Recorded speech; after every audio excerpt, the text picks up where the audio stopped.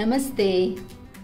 ಇವತ್ತು ನಾನೊಂದು special Spice tea ಹೇಗೆ ಮಾಡೋದು ಅಂತ ತೋರಿಸ್ತೇನೆ.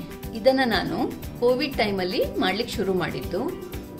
ಈಗ ದಿನಾಲೂ ಒಂದ್ಸಲ ಇದೇ ಟೀಯನ್ನು ಮಾಡಿ ಕುಡಿತಾ ಇದ್ದೇವೆ ನಾವೆಲ್ಲ.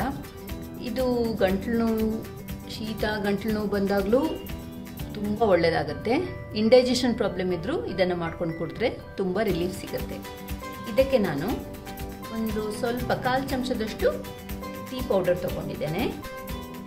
ಇದು ಮಸಾಲಾ ಪೌಡರ್, ಚಕ್ಕೆ, ಲವಂಗ ಮತ್ತು ಏಲಕ್ಕಿನ ಮಿಕ್ಸಿಯಲ್ಲಿ ಪುಡಿ ಮಾಡಿ ಇಟ್ಕೊಂಡಿದ್ದೇನೆ, ಅದರ ಪೌಡರ್.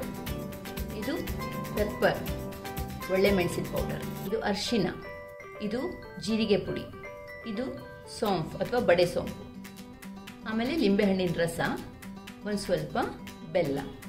ನಾನು ಇದನ್ನೆಲ್ಲ ಹೀಗೆ ಒಂದು ಬಾಟಲಲ್ಲಿ ಹಾಕಿ ಇಟ್ಕೊಂಡಿದ್ದೇನೆ. ಆರಿಗ್ಯಾನೋ ಬಾಟಲ್ ಸಿಗುತ್ತಲ್ಲ, ಅದು ಖಾಲಿ ಆದಮೇಲೆ ಅದರಲ್ಲಿ ಹಾಕಿ ಇಟ್ಕೊಂಡಿದ್ದೇನೆ. ಹೀಗೆ ಇದರಲ್ಲಿ ಒಂದು 2 ಸಲ ಈ ಥರ ಹಾಕಿದರೆ ಸಾಕಾಗುತ್ತೆ. ಲಿಂಬೆಹಣ್ಣನ್ನು ಈ ಥರ ಸ್ಟೇನರಿಗೆ ಹಿಂಡಿ ರಸ ತೆಗೆದಿಟ್ಕೊಂಡಿದ್ದೇನೆ. ಒಂದೀಗ ಇಬ್ಬರಿಗೆ ಮಾಡೋದಾದರೆ ಒಂದು ಅರ್ಧ ಲಿಂಬೆಹಣ್ಣು ಸಾಕಾಗುತ್ತೆ. ನಾನೀಗ 2 ಲೋಟೆ ಆಗುವಷ್ಟು ನೀರನ್ನು ಕುದಿಲಿಕ್ಕಿಟ್ಟಿದ್ದೇನೆ. ನೀರು ಬಿಸಿ ಆಗ್ತಿದ್ದ ಹಾಗೆ ಒಂದು 1/4 ಚಮಚದಷ್ಟು ಟೀ ಪೌಡರ್ ಹಾಕ್ತಾ ಇದ್ದೇನೆ. ಒಂದೊಂದೇ ಮಸಾಲಾ ಐಟಮ್ಸ್: ಅರಿಶಿನ, ಇದು ಚಕ್ಕೆ, ಲವಂಗ, ಏಲಕ್ಕಿ ಪುಡಿ, ಜೀರಿಗೆ ಪುಡಿ, ಒಳ್ಳೆ ಮೆಣಸು ಅಥವಾ ಪೆಪ್ಪರ್, ಸೋಂಪು, ಕೊನೆಯದಾಗಿ ಬೆಲ್ಲ.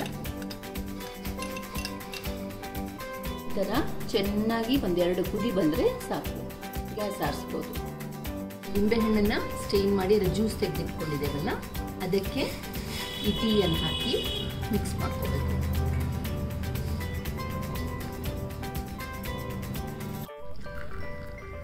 ಒಳ್ಳೆ ಗರಂ ಗರಂ ಟೀ ರೆಡಿ.